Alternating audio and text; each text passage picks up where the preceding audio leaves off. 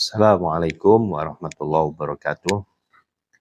Hamidanillah tabaraka wa ta'ala wa musalliyan wa musalliman ala sayyidina Rasulillah habibina wa maulana Muhammad ibn Abdillah wa ala alihi wa ashabihi wa man tabi'ahum bihudah ila yaumil qiyamah amma ba'du.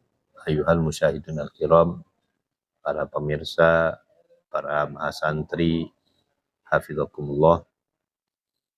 Pada saat ini kita memasuki bab isti'malun akhara wa ta'yidubni taimiyata lahu, penggunaan lain dan penegasan Syekh Ibnu Taimiyah terhadapnya.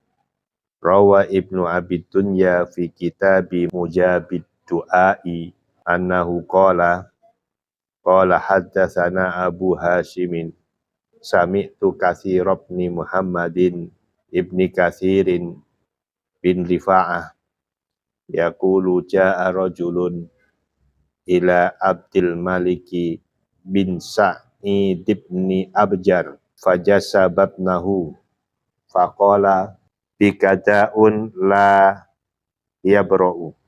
Rawa Ibnu Abi Dunya meriwayatkan Ibnu Abi Dunya meriwayatkan fi kitabi Mujabid Du'a, di dalam kitab yang berjudul Mujabid Du'a. Qala, ia berkata, haddatsana Abu Hashimin, menceritakan kepada kami Abu Hashim, sami'tu Katsir bin Muhammadin, saya mendengar Katsir bin Muhammad bin Katsir bin Rifa'ah yaqulu berkata, ja'a rajulun ila Abdul Malik bin Sa'id bin Abjar, telah datang seseorang kepada Abdul Malik bin Sa'id bin Abjar. Fajasabatnahu, maka Abdul Malik meraba, batnahu, perutnya. Faqala, dan berkata Abdul Malik, bikada'un la yabra'u, padamu terdapat penyakit la yabra'u, yang tidak sembuh. Qala, orang itu bertanya, ma huwa, apa itu? Qala ad-dubailah wa huwa hurajun wa dummalun kabirun yadharu fil jawfi wa yaktulu sahibahu ghaliban. Qala, Abdul Malik menjawab, ad-dubailah. Apa ad-dubailah itu? Wahia hurajun, semacam bisul, wa dummalun, bisul, kabirun, yang besar, yadharu, tumbuh, fil jawfi, di dalam perut, fayaktulu sahibahu ghaliban, maka bisa membunuh penderitanya, ghaliban, biasanya. Qala fatahawwala ar-rajulu faqala Allah Rabbi la usyriku bihi syai'a. Allahumma inni atawajjahu ilaika binabiyyika Muhammadin nabiyir rahmati sallallahu alaihi wasallam.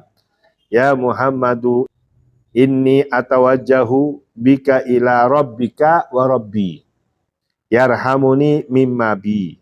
Setelah diberitahu seperti itu oleh Abdul Malik, maka fatahawwala ar-rajul, berpalinglah seseorang itu, faqala, dan ia berdoa, Allah, maksudnya inni as'alukallaha, saya meminta kepada Allah.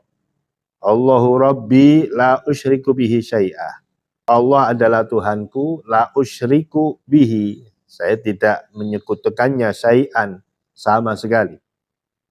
Allahumma, wahai Allah, ini bahwasanya aku atawajjahu ilaika, menghadapkan padamu, menghadapkan diriku padamu, binabiyika Muhammadin, dengan pelantaran Nabi panjenengan, nabimu, Nabi Muhammad, Nabi Rahmah, Nabi pembawa rahmat, sallallahu alaihi wasallam. Ya Muhammadu, Wahai Nabi Muhammad, inni atawajjahu bika, sesungguhnya aku menghadapkan diriku bika, sebab pelantara panjenengan, ila rabbika, terhadap Tuhan panjenengan, wa rabbi, dan Tuhanku, yarhamuni mimma bi, agar ia mengasihiku dari perkara yang menimpaku. Ini doanya orang tersebut setelah diperiksa, dan Abdul Malik mengatakan ini ada penyakit dalam perut panjenengan. Penyakit ini berbahaya, nanti bisa membunuh orang yang menderitanya. Kemudian orang itu berdoa kepada Allah Subhanahu wa taala dengan menggunakan doa ini. Doa tawassul. Bertawassul dengan Nabi kita, Nabi Muhammad SAW, meminta kepada Allah agar Allah mencabut atau mengangkat daripada penyakitnya itu. Gak lama kemudian, qala, perawi berkata, fajasabatnahu, Abdul Malik memeriksa lagi terhadap perutnya. Faqala, maka berkatalah Abdul Malik, faqad bari'ta, sungguh kamu telah sembuh. Ma bika illatun, tidak ada pada dirimu penyakit. Sudah, enggak ada penyakitnya. Qala Syekhu Ibnu Taimiyah, berkata Syekh Ibnu Taimiyah, qultu, saya berkata, fa hadzal du'a wa nahuhu qad ruwiya annahu da'a bihi salaf. Fa hadzal du'a, maka doa ini, wa nahwuhu, dan semisal doa ini, qad ruwiya, telah diriwayatkan, annahu da'a bihi salaf, bahwasanya para salaf telah berdoa dengan doa seperti ini. Syekh Ibnu Taimiyah mengatakan bahwa para salaf itu biasa dengan berdoa menggunakan tekstual yang sebagaimana disampaikan di sini. Ada pengakuan dari Ibnu Taimiyah akan keberadaan doa yang bertawasulkan kepada Nabi Muhammad SAW. Wa ma'lumun annabna Taimiyata awrada hadzal khabara liyubayyina bihi maqsudahu wa yuwajjihuhu kama yuridu. Wa ma'lumun, dan dapat dimaklumi, anna Ibnu Taimiyata, bahwasanya Ibnu Taimiyah, awrada hadzal khabar, meriwayatkan khabar ini, liyubayyina, agar menjelaskan dengannya, maksudahu, terhadap maksudnya, wa yuwajjihuhu, dan menunjukkannya, kama yuridu, sebagaimana yang diharapkan. Walakin alladzi yuhimmuna huna huwa annahu asbata isti'malas salafi lidzalika. Tetapi yang kita pentingkan di sini adalah annahu, bahwasanya Ibnu Taimiyah asbata, telah menetapkan isti'malas salafi, penggunaan para salaf, lidzalika, terhadap doa tawasul tersebut. Wa husulas syifaa'i bihi, dan menetapkan akan hasilnya kesembuhan, bihi, dengan pelantara doa tawasul. Wa hadzal qadru minal mas'alati huwal ladzi yahumuna, dan ini menjadi tolak ukur dari masalah yang kita anggap penting. Wa amma ta'likuhu alaihi fahadha ra'yuhu huwa wa nahnu la yuhimmuna illa thubutun nasi faqat. Dan adapun komentarnya Ibnu Taimiyah atas asar fahadha ra'yuhu huwa, ini merupakan pendapatnya beliau sendiri. Wa nahnu la yahimmuna, dan kami tidak menganggap penting, illa thubutun nasi faqat, kecuali perihal ketetapan nas asar itu semata. Linastadilla bihi ala ma nuridu, agar kita dapat ambil sebagai dalil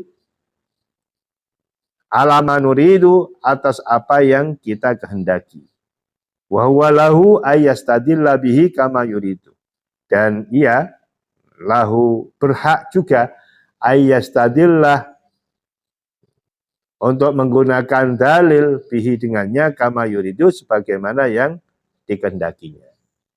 Jadi intinya riwayat yang disampaikan oleh Ibnu Abid Dunya, di mana ada seseorang datang kepada Abdul Malik bin Sa'id untuk memeriksakan dirinya, dan orang itu diberi kabar bahwa dirinya ada penyakit yang mematikan.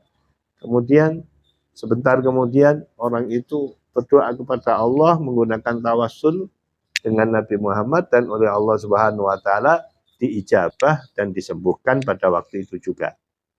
Nah, ini disampaikan oleh Syekh Ibnu Taimiyah bahwa doa ini lazim, biasa digunakan oleh para salaf. Jadi kesimpulannya, Syekh Ibnu Taimiyah sudah mengakui, mengisbat, menetapkan bahwa doa ini digunakan oleh salaf. Beliau mengatakan demikian. Soal ada pandangan yang lain, itu adalah pandangan pribadi beliau. Sementara kami memegang tentang atau terhadap apa yang disampaikan oleh para salaf, para ulama, yang notabene kumpulan-kumpulan daripada orang-orang ahli ilmu, yang tentunya lebih kuat riwayatnya, sanadnya, dan seterusnya.